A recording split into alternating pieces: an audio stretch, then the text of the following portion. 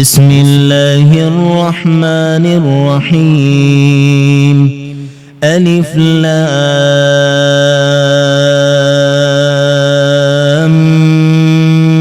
ميم غلبت الروم في أدنى الأرض وهم من بعد غلبهم سيغلبون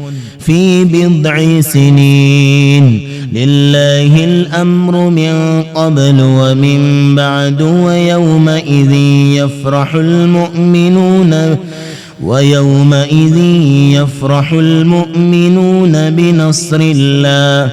ينصر من يشاء وهو العزيز الرحيم وعد الله لا يخلف الله وعده ولكن أكثر الناس لا يعلمون ظاهرا من الحياة الدنيا وهم عن الآخرة هم غافلون أولم يتفكروا في أنفسهم ما خلق الله السماوات والأرض وما بينهما إلا بالحق وأجل مسمى وإن كثيرا من الناس بلقاء ربهم لكافرون أولم يسيروا في الأرض فينظروا كيف كان عاقبة الذين من قبلهم كانوا أشد منهم قوة وأساروا الأرض وعمروها أكثر مما عمروها وجاءتهم رسلهم بالبينات فما كان الله ليظلمهم ولكن كانوا أنفسهم يظلمون ثم كان عاقبة الذين أساءوا السوء أن كذبوا بآيات الله وكانوا بها يستهزئون الله الذي يبدأ الخلق ثم يعيده ثم إليه ترجعون ويوم تقوم الساعة يبلس المجرمون ولم يكن لهم من شركائهم شفعاء وكانوا بشركائهم كافرين ويوم تقوم الساعة يومئذ يتفرقون فأما الذين آمنوا وعملوا الصالحات فهم في روضة يحبرون وأما الذين كفروا وكذبوا بآياتنا ولقاء الآخرة فأولئك في العذاب محضرون فسبحان الله حين تمسون وحين تصبحون وله الحمد في السماوات والأرض وعشيا وحين تظهرون يخرج الحي من الميت ويخرج الميت من الحي ويحيي الأرض بعد موتها وكذلك تخرجون ومن آياته أن خلقكم من تراب ثم إذا أنتم بشر تنتشرون ومن آياته أن خلق لكم من أنفسكم أزواجا لتسكنوا إليها وجعل بينكم مودة ورحمة إن في ذلك لآيات لقوم يتفكرون ومن آياته خلق السماوات والأرض واختلاف ألسنتكم وألوانكم إن في ذلك لآيات للعالمين ومن آياته منامكم بالليل والنهار وابتغاؤكم من فضله إن في ذلك لآيات لقوم يسمعون ومن آياته يريكم البرق خوفا وطمعا وينزل من السماء ماء فيحيي به الأرض بعد موتها إن في ذلك لآيات لقوم يعقلون ومن آياته أن تقوم السماء والأرض بأمره ثم إذا دعاكم دعوة من الأرض إذا أنتم تخرجون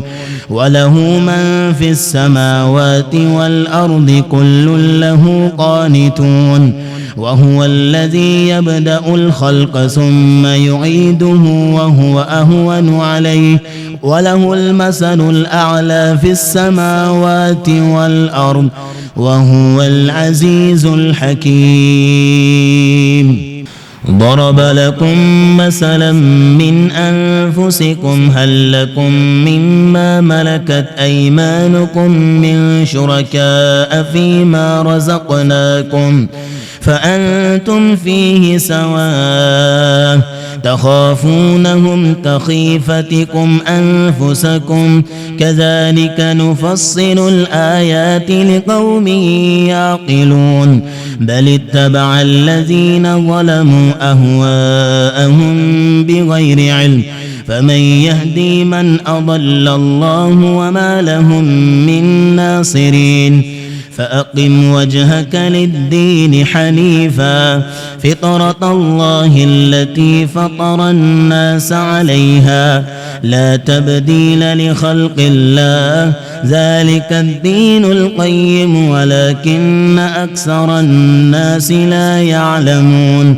منيبين إليه واتقوه وأقيموا الصلاة ولا تكونوا من المشركين من الذين فرقوا دينهم وكانوا شيعا كل حزب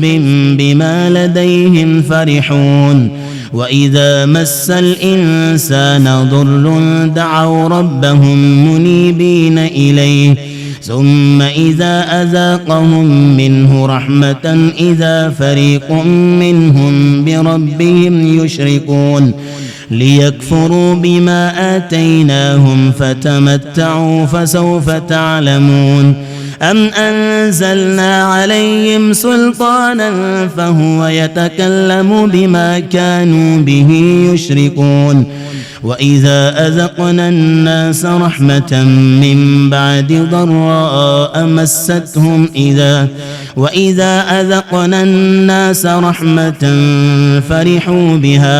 وإذا أذقنا الناس رحمة فرحوا بها وإن تصبهم سيئة بما قدمت أيديهم إذا هم يقنطون أولم يروا أن الله يبسط الرزق لمن يشاء ويقدر إن في ذلك لآيات لقوم يؤمنون فآت ذا القربى حقه والمسكين وابن السبيل ذلك خير للذين يريدون وجه الله وأولئك هم المفلحون وما آتيتم من ربا ليربو في أموال الناس فلا يربو عند الله وما آتيتم من زكاة تريدون وجه الله فأولئك هم المضعفون. الله الذي خلقكم ثم رزقكم ثم يميتكم ثم يحييكم هل من شركائكم من يفعل من ذلكم من شيء سبحانه وتعالى عما يشركون. ظهر الفساد في البر والبحر بما كسبت أيدي الناس ليذيقهم بعض الذي عملوا لعلهم يرجعون. قل سيروا في الأرض فانظروا كيف كان عاقبة الذين من قبل كان أكثرهم مشركين فأقم وجهك للدين القيم من قبل أن يأتي يوم لا مرد له من الله يومئذ يصدعون من كفر فعليه كفره ومن عمل صالحا فلأنفسهم يمهدون ليجزي الذين آمنوا وعملوا الصالحات من فضله إنه لا يحب الكافرين ومن آياته أن يرسل الرياح مبشرات وليذيقكم من رحمته ولتجري الفلك بأمره ولتبتغوا من فضله ولعلكم تشكرون ولقد أرسلنا من قبلك رسلا إلى قومهم فجاءوهم بالبينات فانتقمنا من الذين أجرموا وكان حقا علينا نصر المؤمنين الله الذي يرسل الرياح فتثير سحابا فيبسطه في السماء كيف يشاء ويجعله كسفا فترى الودق يخرج من خلاله فإذا أصاب به من يشاء من عباده إذا هم يستبشرون وإن كانوا من قبل أن ينزل عليهم من قبله لمبلسين وإن كانوا من قبل أن ينزل عليهم من قبله لمبلسين فانظر إلى آثار رحمة الله كيف يحيي الأرض بعد موتها إن ذلك لمحيي الموتى وهو على كل شيء قدير ولئن أرسلنا ريحا فرأوه مصفرا لظلوا من بعده يكفرون فإنك لا تسمع الموتى ولا تسمع الصم الدعاء إذا ولوا مدبرين وما أنت بهاد العمي عن ضلالتهم إن تسمع إلا من يؤمن بآياتنا فهم مسلمون الله الذي خلقكم من ضعف ثم جعل من بعد قوة ضعفا وشيبة يخلق ما يشاء وهو العليم القدير ويوم تقوم الساعة يقسم المجرمون ما لبثوا غير ساعة كذلك كانوا يؤفكون وقال الذين أوتوا العلم والإيمان لقد لبثتم في كتاب الله إلى يوم البعث فهذا يوم البعث ولكنكم كنتم لا تعلمون فيومئذ لا ينفع الذين ظلموا معذرتهم ولا هم يستعتبون ولقد ضربنا للناس في هذا القرآن من كل مثل ولئن جئتهم بآية ليقولن الذين كفروا إن أنتم إلا مبطلون كذلك يطبع الله على قلوب الذين لا يعلمون فاصبر إن وعد الله حق ولا يستخفنك الذين لا يوقنون بسم الله الرحمن الرحيم ألف لام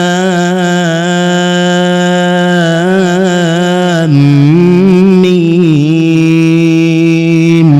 تلك آيات الكتاب الحكيم هدى ورحمة للمؤمنين هدى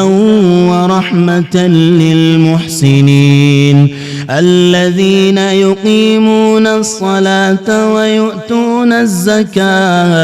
ويؤتون الزكاة وهم بالآخرة هم يوقنون أولئك على هدى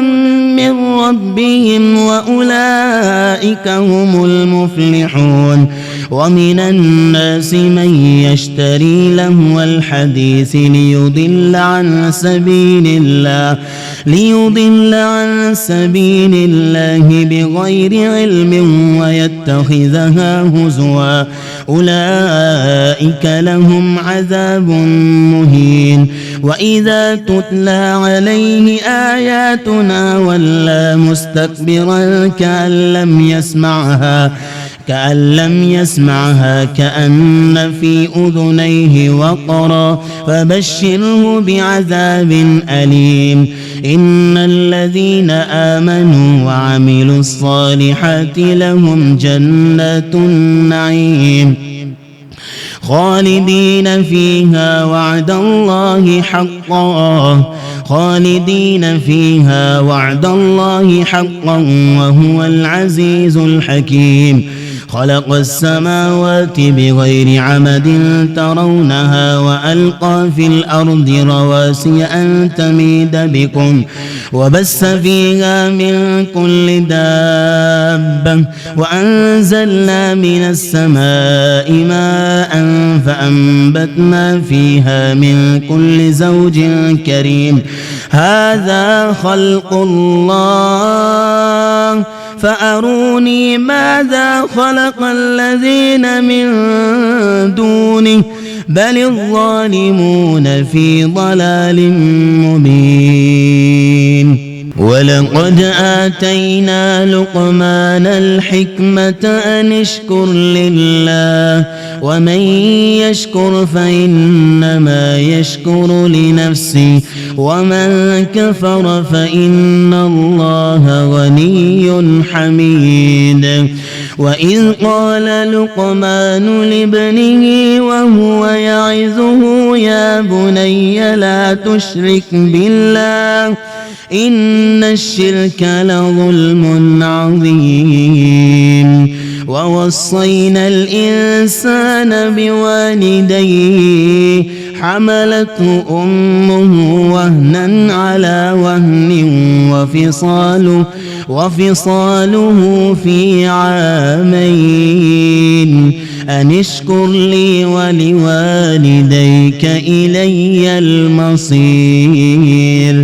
وإن جاهداك على أن تشرك بي ما ليس لك به علم فلا تطعهما وصاحبهما في الدنيا معروفا واتبع سبيل من أناب إلي ثم إلي مرجعكم فأنبئكم بما كنتم تعملون يا بني إنها إن تك مثقال حبة من خردل فتكن في صخرة أو في السماوات أو في الأرض يأت بها الله إن الله لطيف خبير يا بني أقم الصلاة وأمر بالمعروف وانه عن المنكر واصبر على ما أصابك إن ذلك من عزم الأمور ولا تصعر خدك للناس ولا تمش في الأرض مرحا إن الله لا يحب كل مختال فخور واقصد في مشيك واغضض من صوتك إن أنكر الأصوات لصوت الحمير ألم تروا أن الله سخر لكم ما في السماوات وما في الأرض وأسبغ عليكم نعمه ظاهرة وباطنة ومن الناس من يجادل في الله بغير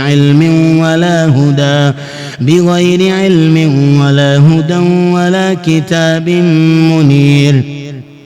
وإذا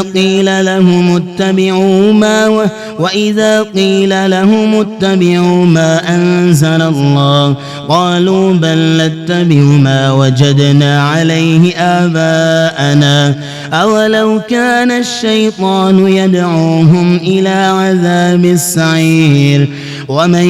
يسلم وجهه إلى الله وهو محسن فقد استمسك بالعروة الوثقى وإلى الله عاقبة الأمور. ومن كفر فلا يحزنك كفره إلينا مرجعهم فننبئهم بما عملوا إن الله عليم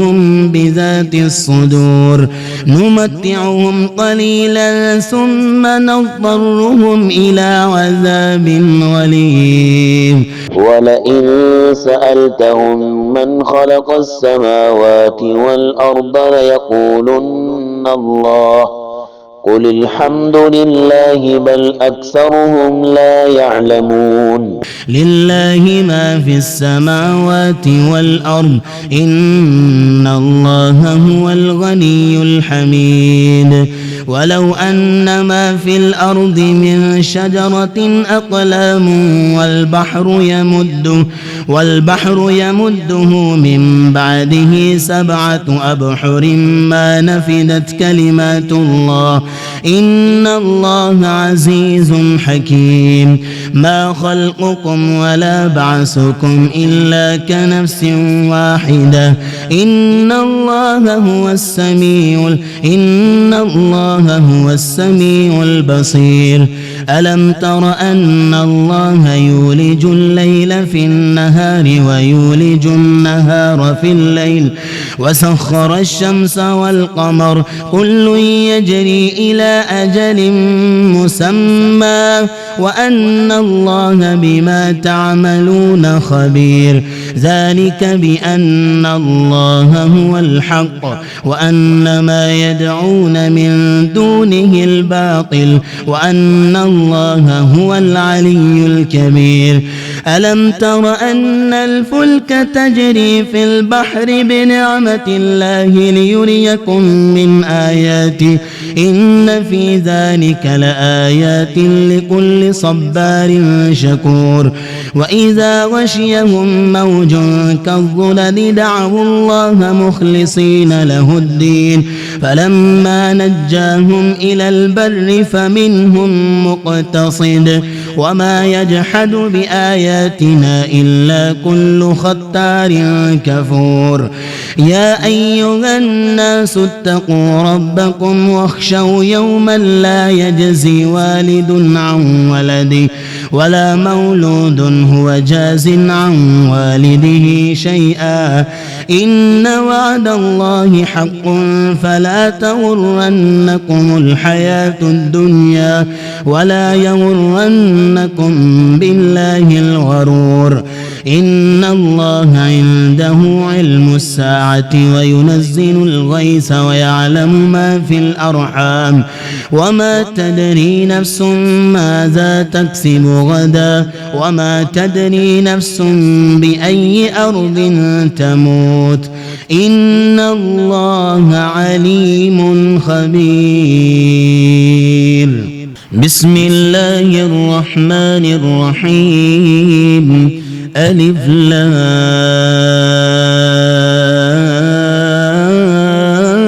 لام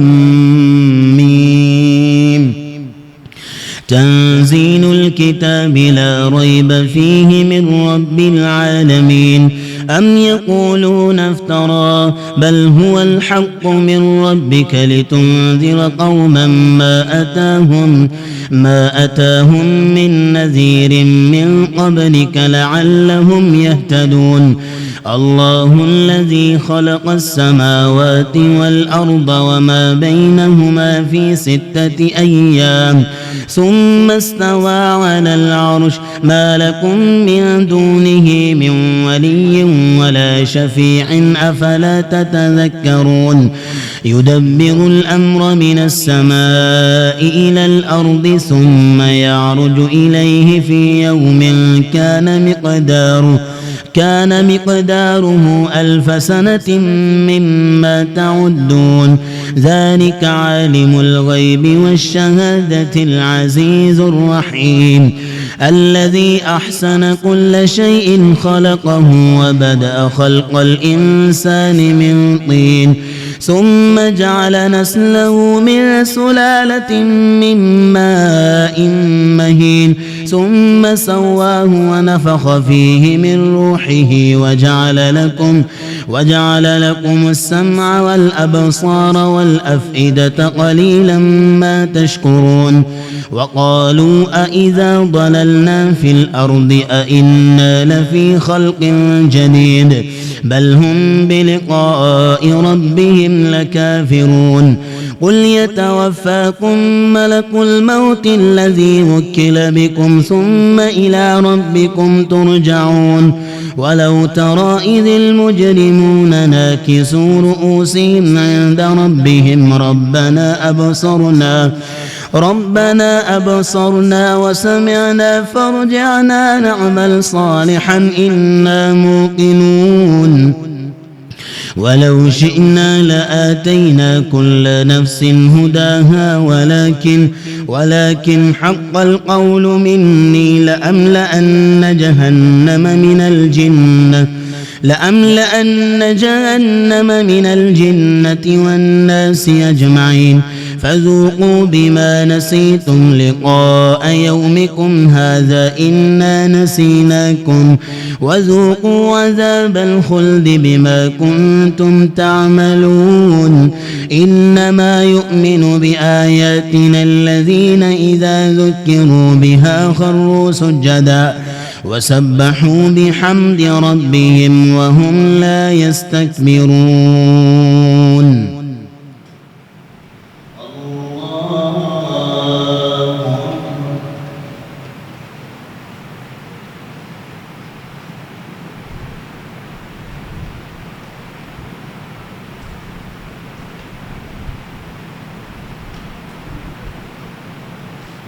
الله أكبر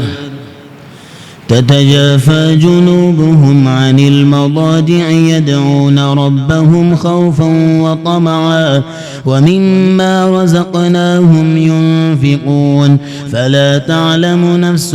ما أخفي لهم من قرة أعين جزاء بما كانوا يعملون أفمن كان مؤمنا كمن كان فاسقا لا يستوون أما الذين آمنوا وعملوا الصالحات فلهم جنات المأوى نزلا بما كانوا يعملون وأما الذين فسقوا فمأواهم النار كلما أرادوا أن يخرجوا منها أعيدوا فيها وقيل لهم ذوقوا عذاب النار الذي كنتم به تكذبون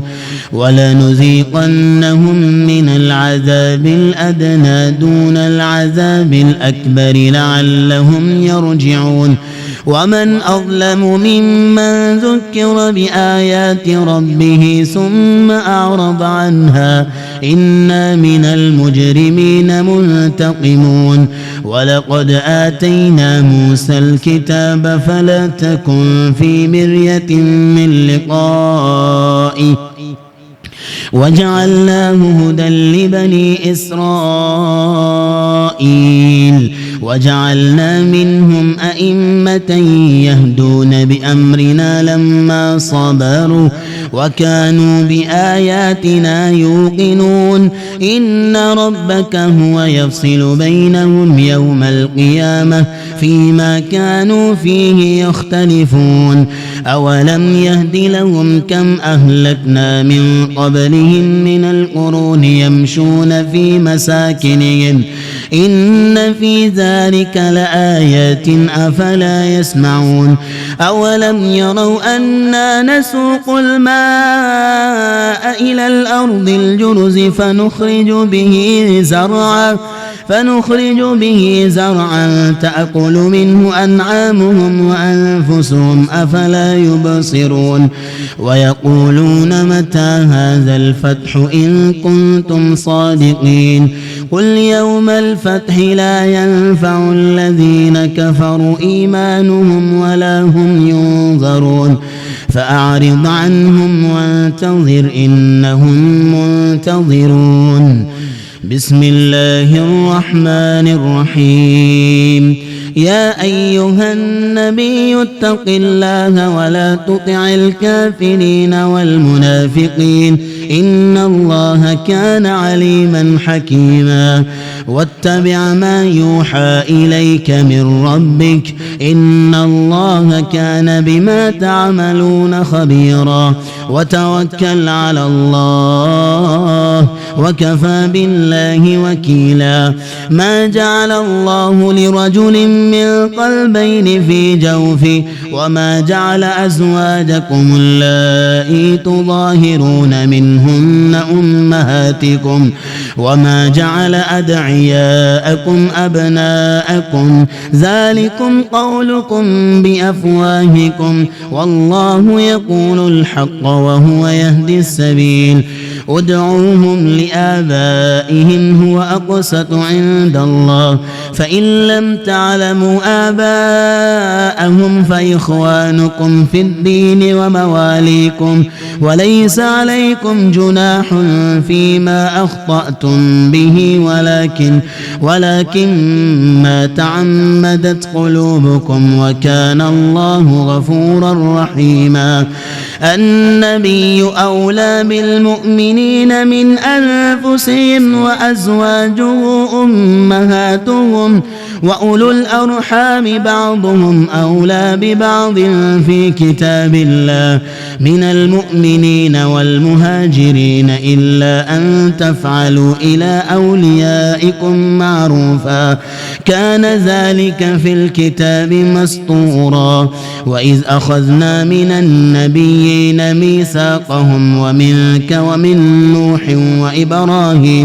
وإبراهيم وموسى وعيسى بن مريم وأخذنا منهم ميثاقا غليظا ليسأل الصادقين عن صدقهم وأعد للكافرين عذابا أليما يا أيها الذين آمنوا اذكروا نعمة الله عليكم إذ جاءتكم جنود فأرسلنا عليهم ريحا وجنودا لم تروها وكان الله بما تعملون بصيرا إذ جاءوكم من فوقكم ومن أسفل منكم وإذ زاغت الأبصار وبلغت القلوب الحناجر وتظنون بالله الظنونا هنالك ابتلي المؤمنون وزلزلوا زلزالا شديدا وإذ يقول المنافقون والذين في قلوبهم مرض ما وعدنا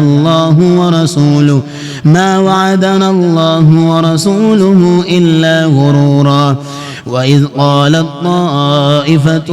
منهم يا أهل يثرب لا مقام لكم فارجعوا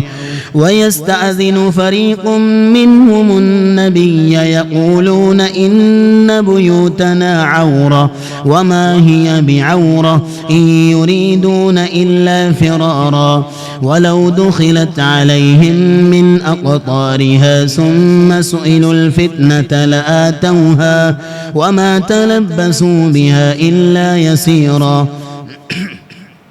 ولقد كانوا عاهدوا الله من قبل لا يولون الأدبار وكان عهد الله مسؤولا قل لن ينفعكم الفرار إن فررتم من الموت أو القتل وإذا لا تمتعون إلا قليلا قل من ذا الذي يعصمكم من الله إن أراد بكم سوءا أو أراد بكم رحمة ولا يجدون لهم من دون الله وليا ولا نصيرا قد يعلم الله المعوقين منكم والقائلين لإخوانهم هلم إلينا ولا يأتون البأس إلا قليلا أشحة عليكم فإذا جاء الخوف رأيتهم ينظرون إليك تدور أعينهم كالذي يغشى عليه من الموت فإذا ذهب الخوف سلقوكم بألسنة حداد أشحة على الخير أولئك لم يؤمنوا فأحبط الله أعمالهم وكان ذلك على الله يسيرا يحسبون الأحزاب لم يذهبوا وإن يأتي الأحزاب يودوا لو أنهم بادون في الأعراب يسألون عن أنبائكم ولو كانوا فيكم ما قاتلوا إلا قليلا لقد كان لكم في رسول الله أسوة حسنة لمن كان يرجو الله واليوم الآخر وذكر الله كثيرا ولما رأى المؤمنون الأحزاب قالوا هذا ما وعدنا الله ورسوله وصدق الله ورسوله وما زادهم إلا إيمانا وتسليما من المؤمنين رجال صدقوا ما عاهدوا الله عليه فمنهم من قضى نحبه ومنهم من ينتظر وما بدلوا تبديلا ليجزي الله الصادقين بصدقهم ويعذب المنافقين إن شاء أو يتوب عليهم إن الله كان غفورا رحيما ورد الله الذين كفروا بغيظهم لم ينالوا خيرا وكفى الله المؤمنين القتال وكان الله قويا عزيزا وأنزل الذين ظاهروهم من أهل الكتاب من صياصيهم وقذف في قلوبهم الرعب فريقا تقتلون وتأسرون فريقا وأورثكم أرضهم وديارهم وأموالهم وأرضا لم تطئوها وكان الله على كل شيء قديرا يا أيها النبي قل لأزواجك إن كنتن تردن الحياة الدنيا وزينتها فتعالين أمتعكن وأسرحكن سراحا جميلا وإن كنتن تردن الله ورسوله والدار الآخرة فإن الله أعد للمحسنات منكن أجرا عظيما يا نساء النبي من يأت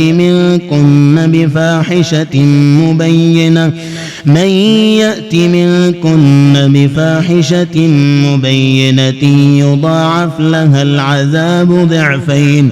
وكان ذلك على الله يسيرا ومن يقنت منكن لله ورسوله وتعمل صالحا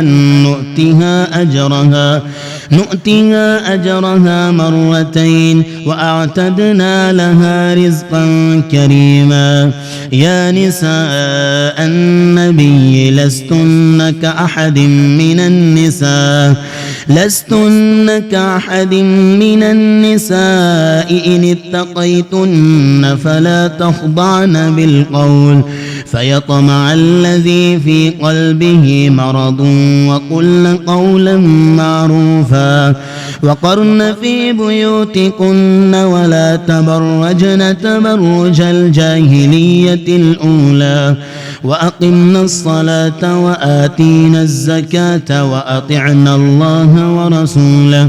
إنما يريد الله ليذهب عنكم الرجس أهل البيت ويطهركم تطهيرا واذكرن ما يتلى في بيوتكن من آيات الله والحكمة إن الله كان لطيفا خبيرا إن المسلمين والمسلمات والمؤمنين والمؤمنات والقانتين والقانتات والصادقين والصادقات والصابرين والصابرات والخاشعين والخاشعات والمتصدقين والمتصدقات والصائمين والصائمات والحافظين فروجهم والحافظات والذاكرين الله كثيرا والذاكرات أعد الله لهم مغفرة وأجرا عظيما وما كان لمؤمن ولا مؤمنة إذا قضى الله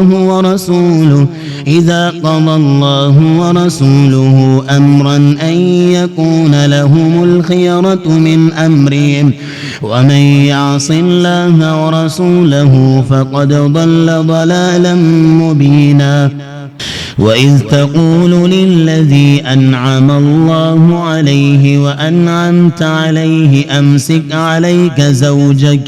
أمسك عليك زوجك واتق الله وتخفي في نفسك ما الله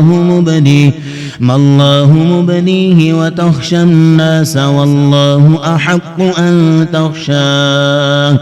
فلما قضى زيد منها وطرا زوجناكها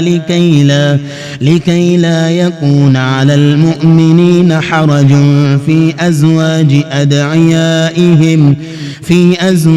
أدعيائهم إذا قضوا منهن وطرا وكان أمر الله مفعولا ما كان على النبي من حرج فيما فرض الله له سنة الله في الذين خلوا من قبل وكان أمر الله قدرا مقدورا الذين يبلغون رسالات الله ويخشونه ولا يخشون أحدا إلا الله وكفى بالله حسيبا ما كان محمد أبا أحد من رجالكم ولكن رسول الله وخاتم النبيين وكان الله بكل شيء عليما يا أيها الذين آمنوا اذكروا الله ذكرا كثيرا وسبحوه بكرة وأصيلا هو الذي يصلي عليكم وملائكته ليخرجكم من الظلمات إلى النور وكان بالمؤمنين رحيما تحيتهم يوم يلقونه سلام وأعد لهم أجرا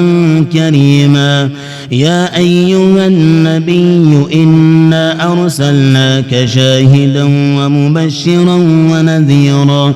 وداعيا إلى الله بإذنه وسراجا منيرا وبشر المؤمنين بأن لهم من الله فضلا كبيرا ولا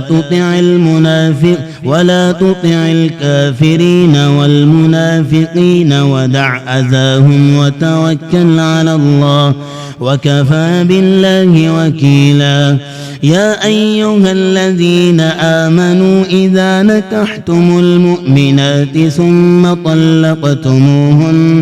ثم طلقتموهن من قبل أن تمسوهن فما لكم عليهن من عدة تعتدونها فمتعوهن وسرحوهن سراحا جميلا. يا أيها النبي إنا أحللنا لك أزواجك اللاتي آتيت أجورهن وما ملكت يمينك مما أفاء الله عليك وبنات عمك وبنات عماتك وبنات خالك وبنات خالاتك اللاتي هاجرن معك وامرأة مؤمنة إن وهبت نفسها للنبي إن أراد النبي أن يستنكحها خالصة لك من دون المؤمنين قد علمنا ما فرضنا عليهم في أزواجهم وما ملكت أيمانهم لكي لا يكون عليك حرج وكان الله غفورا رحيما. ترجي من تشاء منهن وتؤوي إليك من تشاء ومن ابتغيت ممن عزلت فلا جناح عليك ذلك أدنى أن تقر أعينهن ولا يحزن ويرضين بما آتيتهن كلهن والله يعلم ما في قلوبكم وكان الله عليما حليما. وكان الله عليما حليما. لا يحل لك النساء من بعد ولا أن تبدل بهن من أزواج ولو أعجبك حسنهن إلا ما ملكت يمينك وكان الله على كل شيء رقيبا.